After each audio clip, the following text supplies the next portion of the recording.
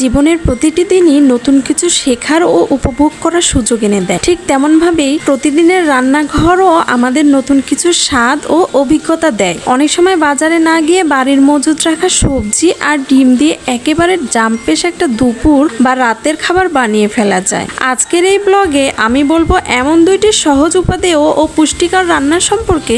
এদিকে মিষ্টি স্বাদের কুমড়ো আর ডিমের অসাধারণ কম্বিনেশন, অন্যদিকে করলার তিতা স্বাদ, যা খেতে হয়তো অনেকের ভালো না লাগলেও সঠিকভাবে রান্না করলে এই ভাজি হতে পারে অদ্ভুত রকমের মুখরোচক। মিষ্টি কুমড়ো অনেকে আলাদা করে খেতে চান না, বিশেষ করে বাচ্চারা, কিন্তু ডিম ভাজির সাথে মিশিয়ে দিলে সেই কুমড়োও খেতে বেশ লোভনীয় লাগে। রান্নার সময় যখন কুমড়ো গলে গিয়ে ডিমের সাথে মিশে ঝোলটা একটু মাখা মাখা হয়, তখন এর স্বাদ মুখে লেগে থাকে। রান্না মানে শুধু ক্ষুধা নিবারণ নয়, এটা একটা আর্ট। প্রতিদিনের একই রকম তরকারির পরিবর্তে যদি একটু ভিন্নভাবে রান্না করা যায়, তবে একই উপকরণ দিয়ে নতুন স্বাদ পাওয়া যায়। মিষ্টি কুমড়ো ডিম ভাজি এবং করলা ভাজি সেই ধরনের দুটি রান্না যা খুব সহজ উপায়ে তৈরি করা যায়, আবার খাওয়ার সময় মন ভরে যায়।